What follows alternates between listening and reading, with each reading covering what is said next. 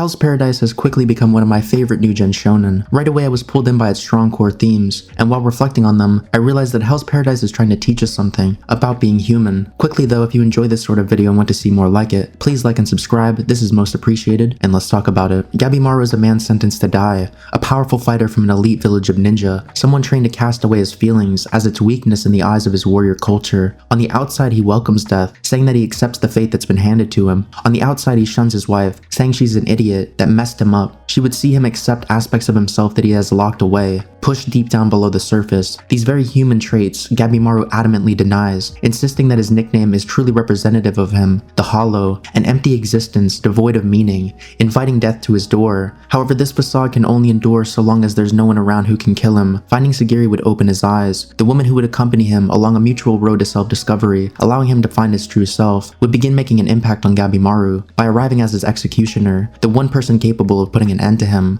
Immediately we can tell that this woman sees more of him than the rest, down to the fine details, the slight force of resistance in his body, his actions betraying the narrative he weaves for himself, a story that he lacks conscious access to at this point, as even when presented with this observation, he doesn't understand why he's doing this. His feelings are a mystery to even him, just like when he tells Sagiri about his feelings for his wife, how she's an idiot and screwed up his head. But this is only relative to the conditioned reality he inhabits, the influence of his ninja village. She was trying to teach him something, saw something in him, something more human. While Gabimaru proclaims that, try as I might, I can never be human, his wife affirms in defiance that hearts don't die so easily. We see this come to life to the enrichment of battle when he attempts to give up on Sagiri in order to focus on the enemy at hand. While this may be his intention on the surface, his deeper-rooted instinct leaves him no choice but to protect the woman who reminds him of his wife, furthering the message he gave to Sagiri that you don't know who you are until you experience a great many things. He won't know how he'll act until he's faced with the situation. It's easy to say that you'd be heroic or in line with some larger-than-life self-image, but until you've been put to the test, it's just wishful thinking.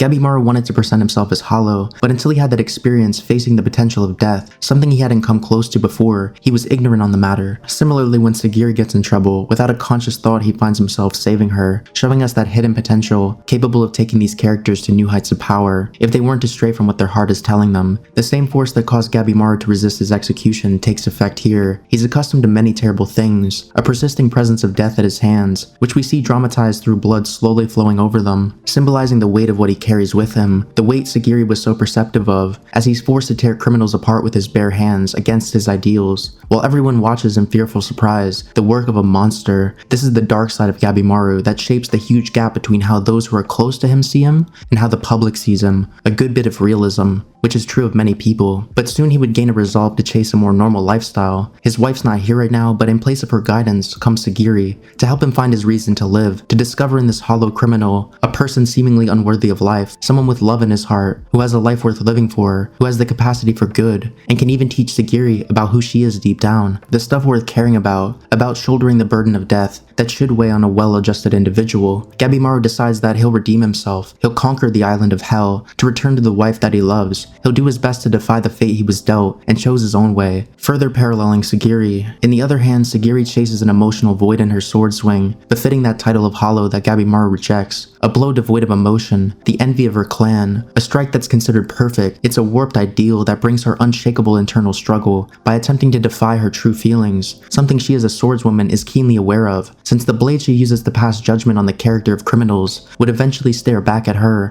revealing the demons that cling to her, very much alive. The cost of the pain her flawed sword skills cause those criminals, helping to shape the spiral of mental poisoning that takes place within Sagiri. She wants to be a great executioner. To do that, she attempts to suppress her feelings, being like her father. That delusional effort poisons her blade, and it's that blade that causes her to hold on to these skeletons that clawed her throat, continuing to restrict her skills and causing even more pain, forcing her to close her eyes to who she is. She's living a lie. Does that sound familiar? She's under the same spell as Gabimaru, no less susceptible to the personal confusion that burdened him. Both of them are led to suppress their human instinct for the sake of climbing the ladder of a brutal society. Taking a life shouldn't be a soulless affair, even if they are criminals or trying to do you harm. The weight of the act is something that should pain you as part of a natural response. It's something that Gabimaru lives with, and this quickly becomes the envy of his counterpart Sagiri, as she saw this difference in his body language as he fought, in the window to the soul that is her sword, as well as in the messages he sent to her, teaching her not to sugarcoat killing, not to dress it up and make it look pretty.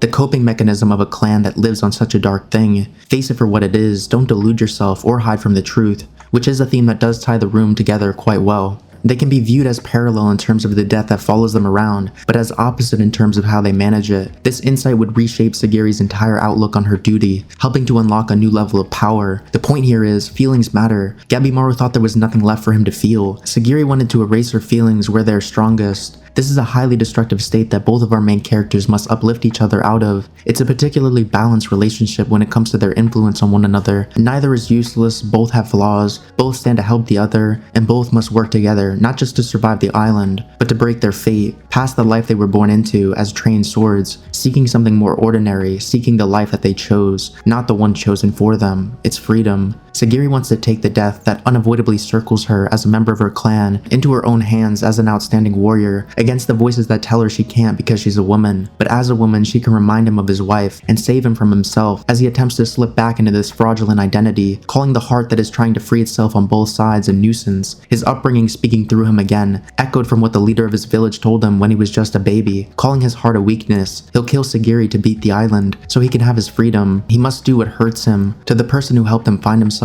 in order to return home, attempting to bury his heart and become hollow. These two opposite motivations that make up his internal conflict are externalized as angels and demons over his shoulder, with the good erasing the bad and giving an embodied representation of Gabimaru's development of character. Sagiri serves as the sheath pacifying his fiery sword, compassion overloading nihilism, which is conveyed literally at the end of their battle with one another, symbolizing the nature of their relationship. There's quite a few facets of the duality between the two main characters, but there's also a breaking of boundaries within the personality traits of the characters, where seemingly chaotic relationships between two ways of being are reimagined in ways where we can understand them to be in order with one another, mutually supportive, like how there's beauty found in the sort of death people faced on the island, one red with beautiful flowers and bright colors, but also a landscape that has its own dark agenda. From that beauty comes an unsuspecting death, seducing its prey, making it a more effective trap for travelers, and fueling its eternal life source. These sort of world-building ideas complement the psychological ideas explored through Sagiri, where she's at odds with herself, but in order to fulfill her duty as an Asaemon, she needs to balance her mind with her heart, two seemingly opposing concepts, to create the perfect cut.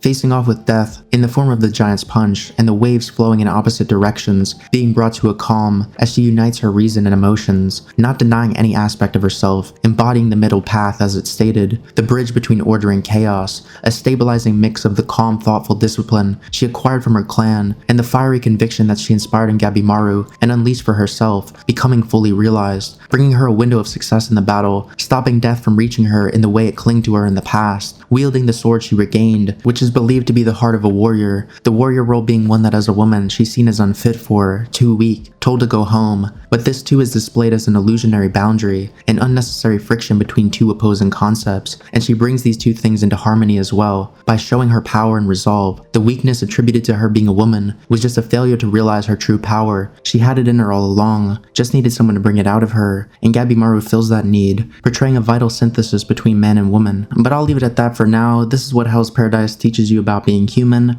If you enjoy Hell's Paradise content and want to see more, like and subscribe. This was your boy Woski, and I'll see you later. Peace.